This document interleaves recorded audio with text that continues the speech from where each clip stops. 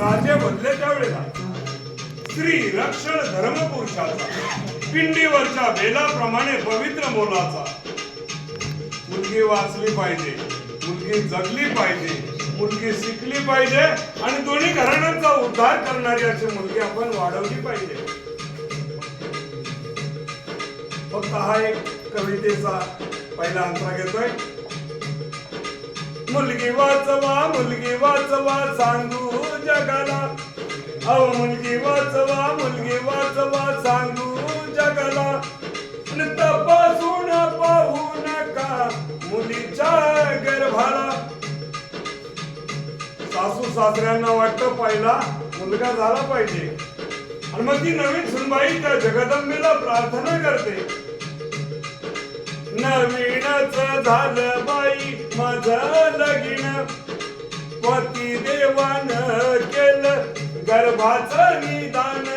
मुलीचा गर्भ आता टाकू पाडून. आणि मग सरकार दरबारी जाग आली.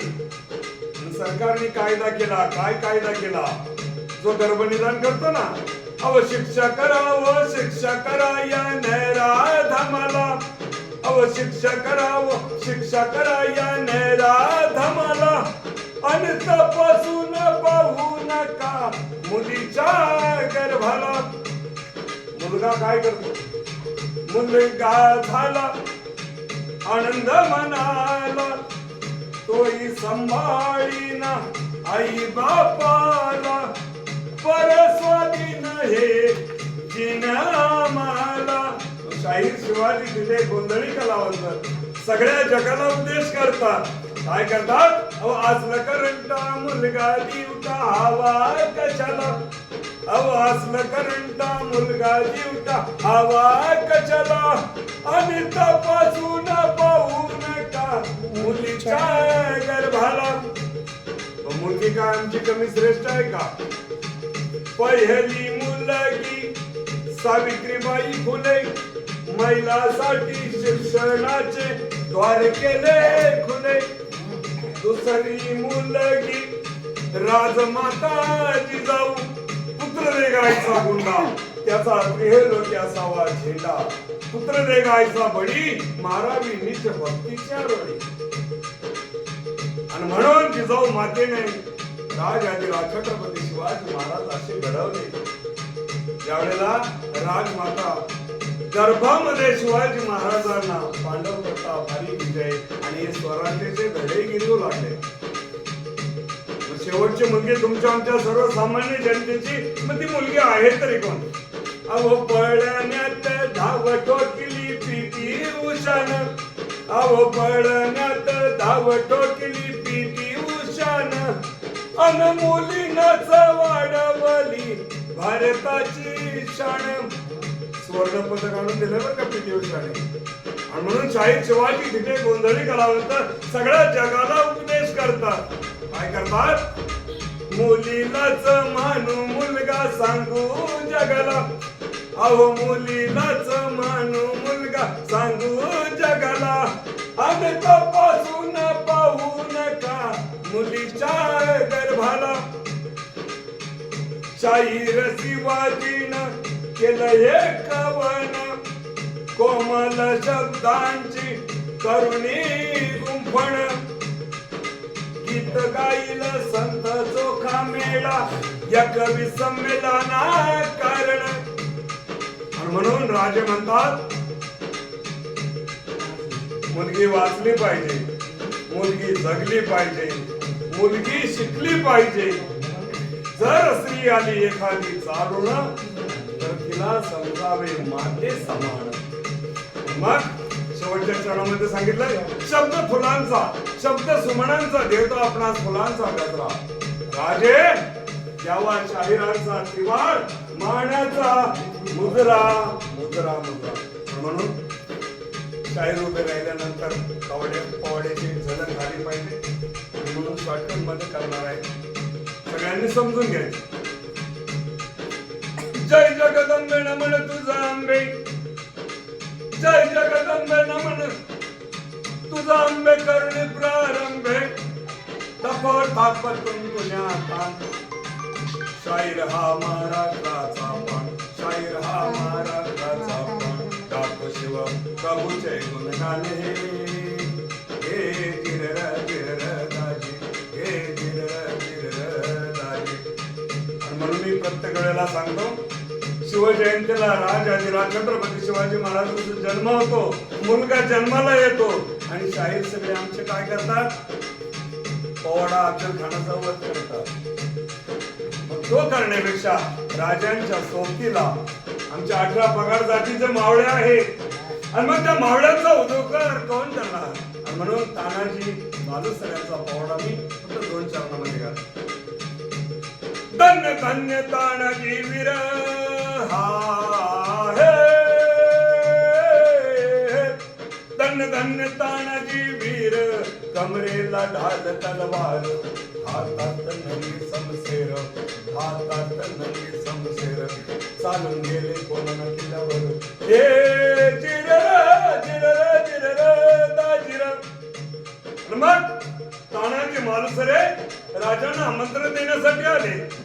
राजे रायबाचं लग्न काढले, लग्नासाठी यावं. पण जिजाऊ मातेंची खलबत चालू होती. समोर दिसणारा कोंढाणा किल्ला जर आपल्या पदरी असता तर फार बरं झालं असतं. ही वार्ता कळाली तानाजी मालुसरे आणि तानाजी मालुसरे वदले त्यावेळेला आधी लग्न कोंढाण्याचं आणि मग माझ्या रायबाचं. त्यावेळेला गोंधळ्याच्या पोशाखामध्ये सगळे मावळे गोंधळी झाले आणि किल्ल्याची पाहणी करण्यासाठी निघाले. ज्यावेळेला राजांच्या दरबारी चाकरीला हेरगिरीचं काम करणारे आमचे बहिणी नाईक होते, त्यांच्या सोबत आमचे गोंधळी कलावंत. गोंधळी शब्दामध्ये एक करपल्ली भाषा आहे आणि त्याच्यावर आम्ही सगळी किल्ल्याची माहिती घ्यायची आणि राजांना कळवण्याचं काम करायचं. गोंधळी झाले कोण त्यावेळेला, कट्टबंडी अंगाला, कट्टबंडी अंगाला, कवड्याचा टोपड येला, कवड्याचा टोपड येला, हातामध्ये काकडा पेटविला, बंधू सूर्याचे संभळवाला. तानाजी गोंधळी झाला रे जिरर जिरर दाजी. मग किल्ल्याची पाहणी केली आणि आमच्या आजच्या कवी संमेलनाची व्याख्या काय आहे, संत चोखामेळा पासून तर संत तुकाराम महाराजांपर्यंत. आणि मग किल्ल्यावरती गोंधळाला सुरुवात झाली. सम ढमळम ढमळम ढमळम ढमळम, आम्ही गोंधळी गोंधळी ना आम्ही आंब्याचे गोंधळी, आमचा गालावा गोंधळन वाजवा हरिनाम संबळ. तुकाराम महाराजांनी साध्या भाषेमध्ये गोंधळ सांगितलाय. जेवायला जर गोंधळाला नसेल ना माणसं जमत नाही, तर तुकाराम महाराज काय म्हणतात, जेवायला मोजकी माणसं बोलवा. मग बोलवले किती, 10-5 घाला जेऊ, 10-5 घाला जेऊ, तुमच्या गोंधळाला येऊ, तुमच्या गोंधळाला येऊ. आणि गोंधळाला सुरुवात झाली. नाही तर जेवायला असतात 360 आणि गोंधळाला फक्त 160 असतात.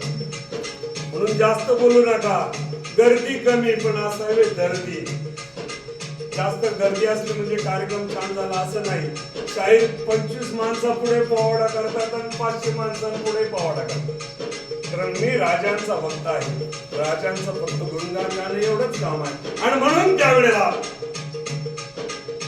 तुकाराम महाराज म्हणतात, जेवायला साधं करा. काम क्रोध बकरी मारा, काम क्रोध बकरी मारा, तुझा रुकुमाईच्या वरा.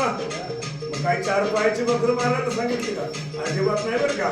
मग बकर मारायचे ते कुठले, काम क्रोध दंभ आणि अहंकार ही वाईट विचाराची बकर तुमच्या शरीरात माजली.